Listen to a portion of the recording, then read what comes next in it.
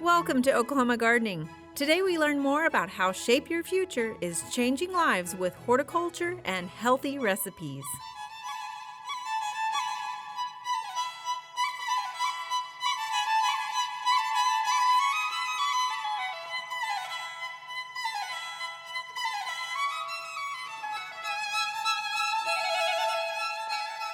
Underwriting assistance for our program is provided by the Oklahoma Department of Agriculture, Food, and Forestry, helping to keep Oklahoma green and growing. Oklahoma Gardening is also a proud partner with Shape Your Future, a program of the Tobacco Settlement Endowment Trust. Shape Your Future provides resources for Oklahomans to make the healthy choice the easy choice. I love sharing with you guys the cool things that plants can do. We're back here at the student farm. I want to share with you a tropical plant that you might find in some Oklahoma landscapes. It's important to know which plants we are dealing with so that we can continue to maintain them successfully for years to come. Today we're here in the vegetable garden, and joining me is Kelsey Nation with Shape Your Future. Kelsey, thank you so much for being here, and I love what Shape Your Future is doing because you guys are promoting how gardening can create a healthy lifestyle, right? Yeah. So let's talk a little bit about that and what Shape Your Future is doing. Absolutely. Well, Shape Your Future is a program of TSET, the Tobacco Settlement Endowment Trust, and we really make available resources and information to help Oklahomans make healthy choices and stay active and eat healthy and be tobacco free, and just right now it's about getting in the garden, right, and getting excited about gardening. You're speaking my language here. So let's talk a little bit about the benefits of gardening for all ages, really, right? Right. I mean, from kids to adults to people later in their lifetime, it's really great to get out in the garden. There is physical activity that you get by being out in the garden. Being outside is great for mental health, and just having that time in the garden to just be with yourself, be with nature, and grow something that you can be proud of and eat and be healthy with the things that you're eating too. It's sort of my relaxing period. Right. At the end of the day, I just want to go out to the garden and kind of decompress a little bit and not have things kind of distracting me. It's a nice little getaway, isn't it? Getting out in the garden. Absolutely, right. So let's also talk about how gardening can change with your lifestyle. I know when I was single, now had kids and that sort of stuff, but it's okay to get your kids involved in that. Absolutely. You can go from apartment gardening to, gardening with your family outside. Kids love to be in the garden. It's a great thing to get them involved because they can learn about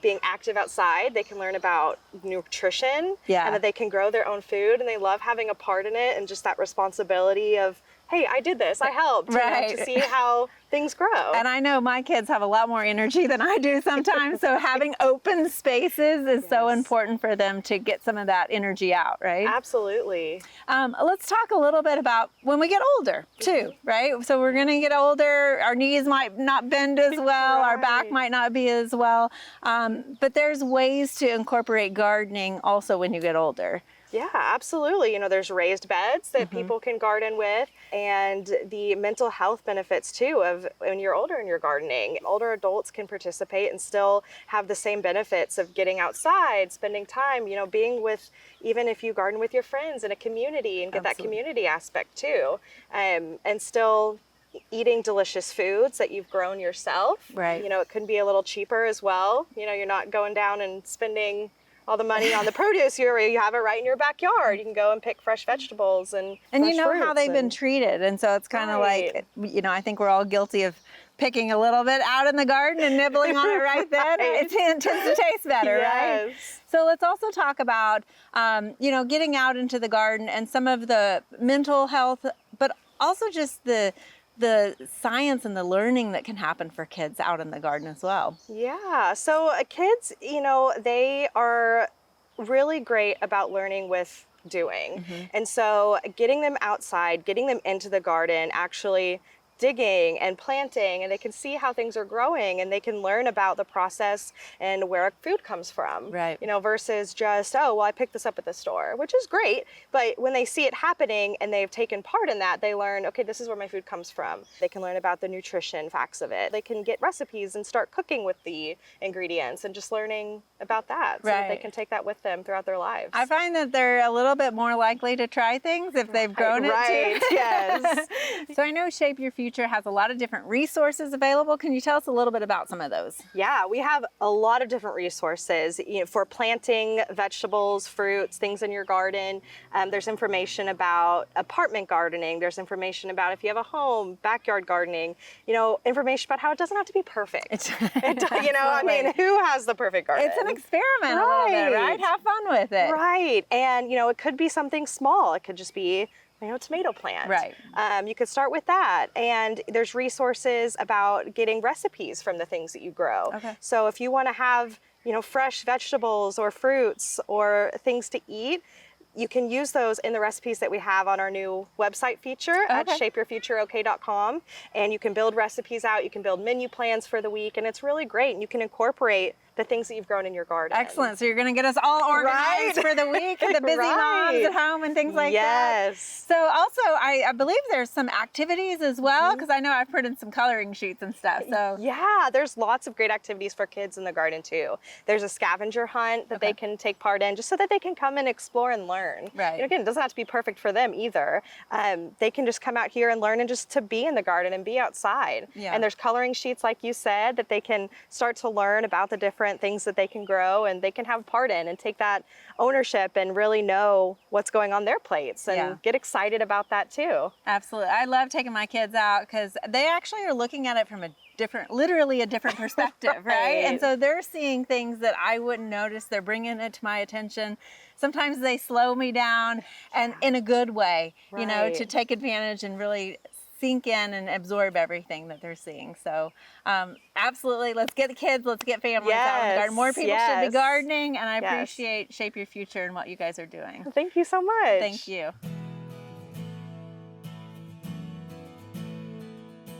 For more information about Shape Your Future, visit their website. We love gardening!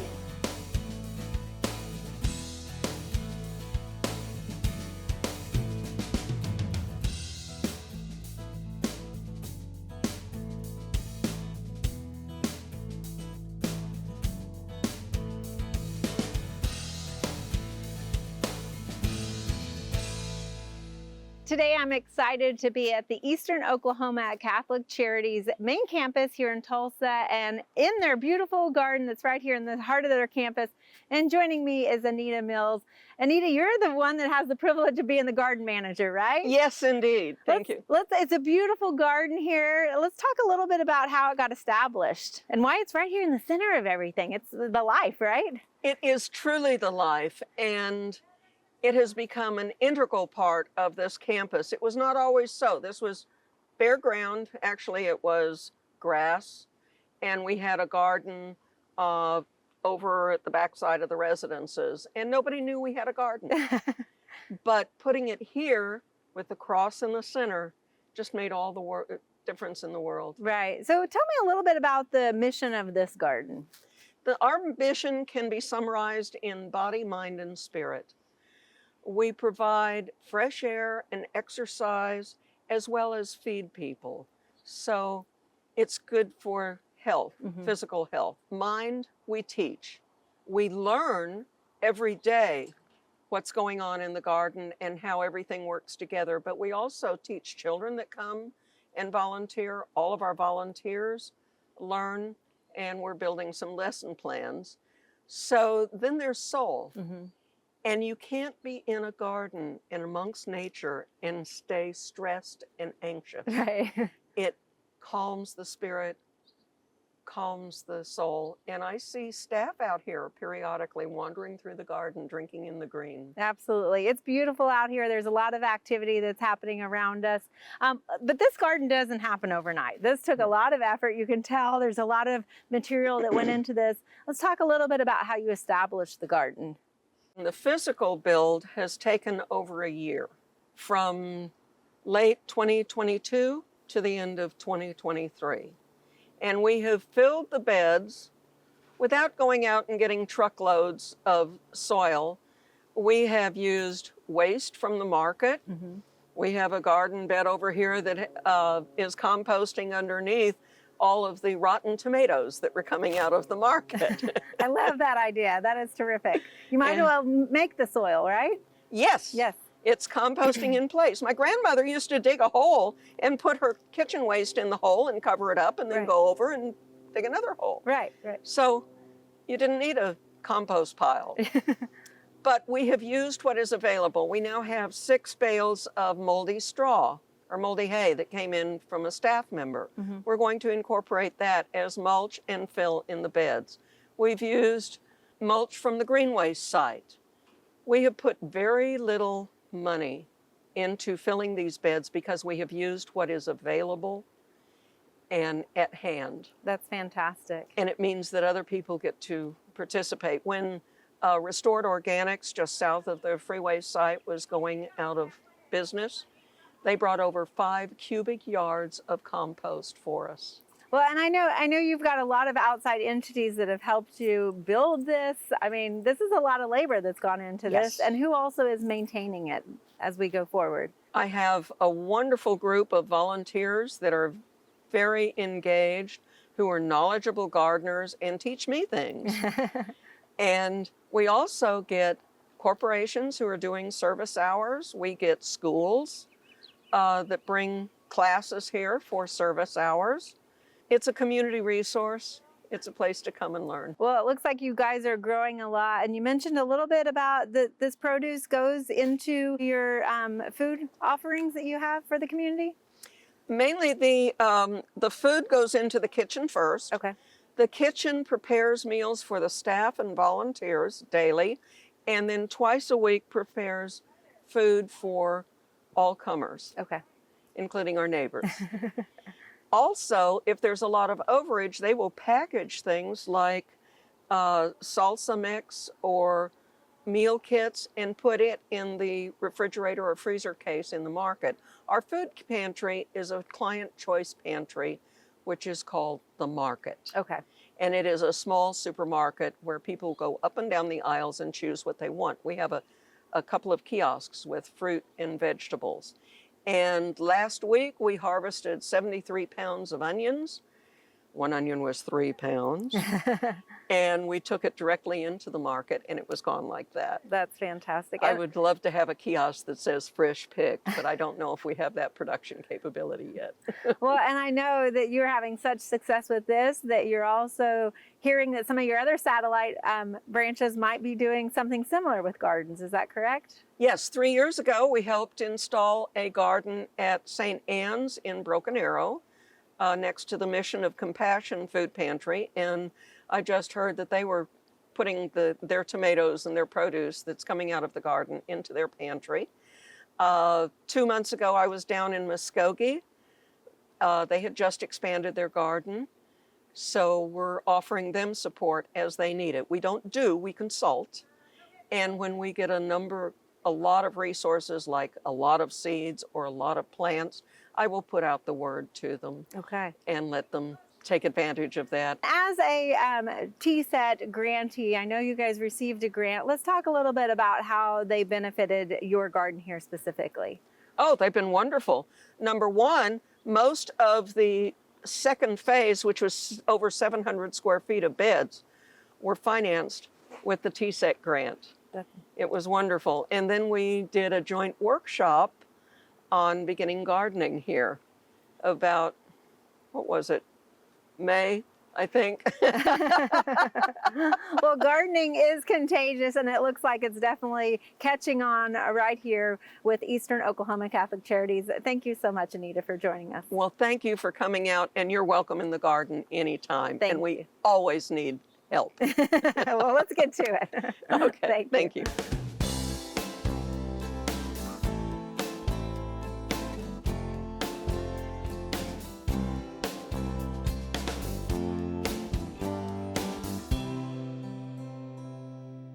Joining me next is Sidney Suttles with TSET. And let's talk a little bit about why TSET invests in projects like this. Yeah, of course. So this garden is a way for people to access more nutritious foods. This provides food for the market, so clients can come in and access these more nutritiously dense foods. But it's also a way for people to be more physically active. They can be out in the garden, moving up and down and walking around and enjoying the sunshine. So TSET likes to invest in programs that help people make the healthier choice. And I know you also have another organization under the TSET umbrella, Shape Your Future.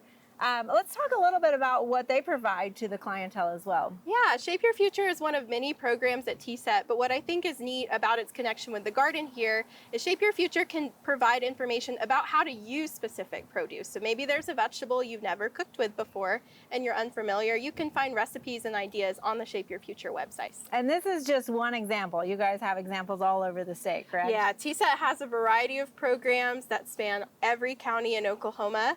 And so you can find more information about those on our website at ok.gov/TSET. And I know you guys provide a lot of different grants out into the communities as well. Is there information on your website about that? Yeah, absolutely. You can find everything you need on our website. All right. Thank you so much. Of course.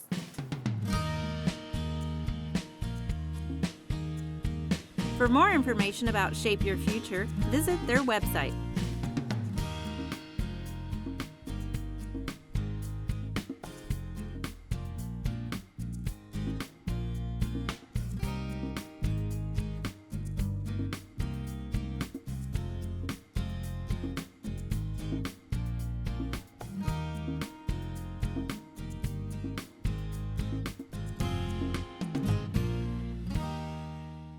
Today we're making honey mustard chicken, and joining me in the kitchen is Julie Bisbee with TSET. Yeah, TSET, the Tobacco Settlement Endowment Trust, and one of our programs is Shape Your Future. So we're going to talk about some of the recipes today. Yeah, and I'm excited for making this. What I really love about this recipe is that everything that we make, the entire meal, is going to be made in one pan. Excellent. Helps save time, save on the dishes afterwards. Yes, the dishes especially.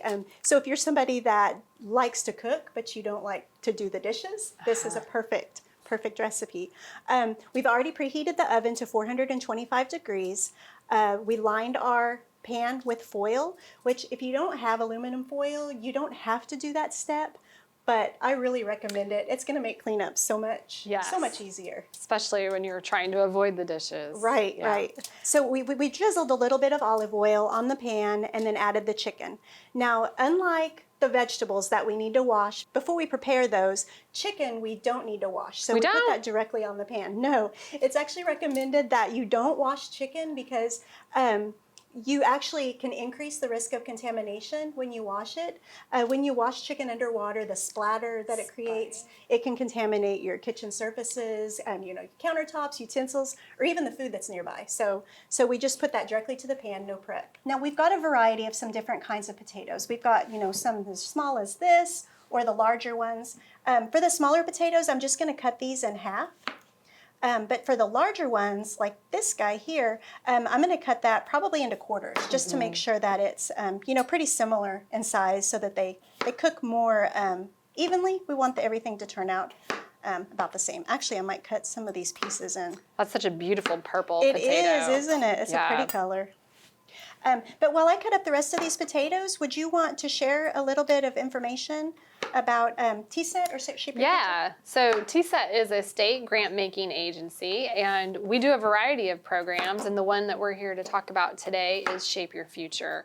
In an effort to help families live healthier, eat more nutritiously, be physically active, we have a lot of resources available on shapeyourfutureok.com, including recipes, things that you can make with your kids, or busy weeknight dinners. These are all things that we know families struggle with when it is, how can we eat healthy? How can we make a healthy choice? Let us do the thinking. Come to shapeyourfutureok.com and find easy resources to help stick to that goal. That's great, because I know a lot of families are looking for more resources, more recipes, especially, if they're wanting to, their families to eat a little bit healthier and do more cooking at home. Yeah, So, and you kind of get stuck in a rut sometimes, so it's nice to have some inspiration, incorporate different vegetables. It's important that our kiddos are trying lots of different vegetables, lots of different times, so they take those healthy habits into adulthood. yeah. Well, and what I like besides the easy cleanup with this recipe, I like that it's so versatile. So like we're using potatoes and broccoli, but if your family didn't have, broccoli or wanted to make, maybe carrots or green beans, they could switch that out. So we're gonna, we want it to save room on the sheet pan for our broccoli. So we're gonna go ahead and add some seasoning to the potatoes. Thank you. And we'll just add the seasoning, and then we're going to add our broccoli later to the pan. For this recipe, the broccoli is going to be added towards the end so that it still will have a little bit of crunch to it. But if you were going to switch out some of those vegetables like we talked about, I think you might want to add those at the beginning, kind of like the potatoes. So like if you were going to use carrots, you might would want to go ahead and add those now to allow them more time to cook. And what are you seasoning with? Oh yeah, the seasoning is a mixture of salt, sea salt, black pepper, and garlic powder. Great. Yeah, Just really, things most folks have already. Yeah, really versatile seasoning. Yeah, most people have Okay. that. Okay, so now the topping for the sauce for the chicken, we're going to mix a sauce of 2 tablespoons of honey with a tablespoon of honey mustard. So if you'll go ahead and if you want to mix those up. And I really think that this is a great sauce. It tastes good, and it is so easy to make. And again, it's something that a lot of people will already have at home. All right. Thank you. And I'll go ahead, and if you don't have one of these brushes, you could just use a spoon, but this basting brush, it really does, it helps to, to make sure that you get it evenly on the chicken. Okay, now that we've got those ready to go, we'll just need to put this in the oven and at 425 and bake it for about 25 minutes. Okay.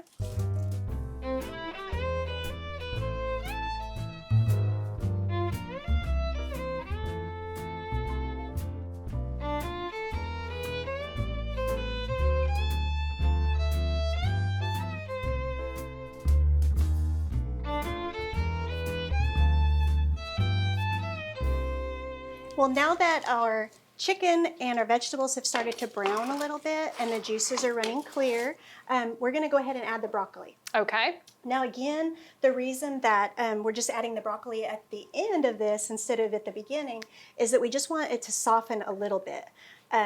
Now, usually people will tend to overcook their broccoli. Yes. So adding at the end, it will keep, from it being overcooked.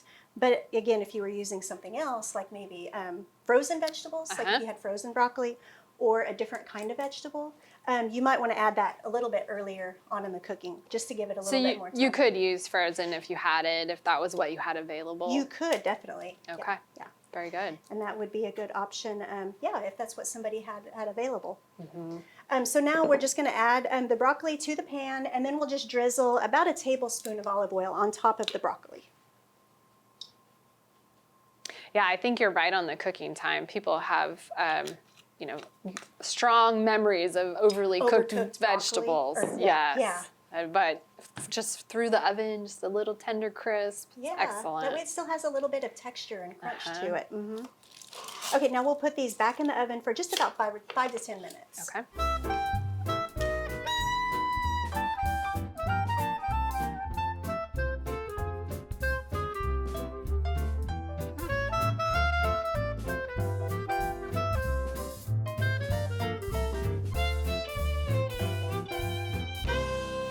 Now the chicken and the potatoes look nice and browned, and the broccoli looks like it softened a bit. So it looks like we are ready now, and we can add some Parmesan cheese. Oh yes, the cheese. Thank you. Yeah. And really this adds another food group to the meal as well. A little extra flavor. And we're just going to sprinkle this around, get some on the potatoes and the broccoli. And then we're ready to, I'm going to check the temperature of the chicken. That's important. It's really important that to check the meat, just to make sure that it's done. And it's a good idea to insert a thermometer into the thickest part of the breast, and it should be 165 degrees, which it looks like it is. That's good food safety. That is. Yes. Excellent. So I'll go ahead and plate our meal. And Julie, while I'm plating this, would you like to share a little bit more about where people might find some of these recipes? Yeah, these recipes come from Shape Your Future, which is a program of TSET. All of these things can be found on our website for free at shapeyourfutureok.com. We also have resources on how to get your family moving, shopping lists, a lot of things to help families have healthy, full lives, and tips and tricks to make it easy. Yeah, and I'm sure people are going to want to find those tips. There's a lot of great recipes on your website, like this one that we made today. Yeah, it smells great. I can't wait to dig in. Well, Julie, thank you again for joining me in the kitchen today. It was fun making this new meal. That's right. Thank you. For more information about Shape Your Future, visit their website. For this recipe and more like it, scan this QR code.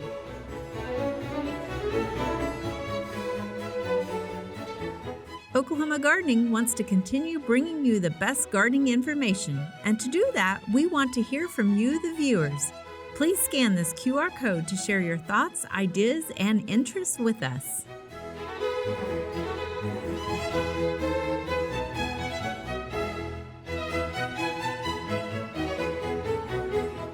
Join us next week to see what all the buzz is about right here on Oklahoma Gardening.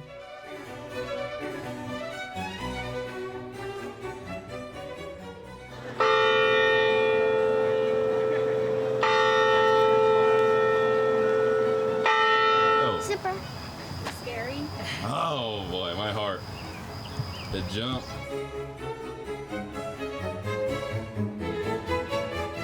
To find out more information about show topics as well as recipes, videos, articles, fact sheets, and other resources, including a directory of local extension offices, be sure to visit our website at oklahomagardening.okstate.edu. Join in on Facebook and Instagram. You can find this entire show and other recent shows, as well as individual segments, on our Oklahoma Gardening YouTube channel. Tune in to our OK Gardening Classics YouTube channel to watch segments from previous hosts. Oklahoma Gardening is produced by the Oklahoma Cooperative Extension Service as part of the Division of Agricultural Sciences and Natural Resources at Oklahoma State University. The Botanic Garden at OSU is home to our studio gardens, and we encourage you to come visit this beautiful Stillwater gem. We would like to thank our generous underwriters, the Oklahoma Department of Agriculture, Food, and Forestry, and Shape Your Future, a program of the Tobacco Settlement Endowment Trust. Additional support is also provided by Greenleaf Nursery and the Garden Debut Plants, the Oklahoma Horticulture Society, the Tulsa Garden Club, and the Tulsa Garden Center.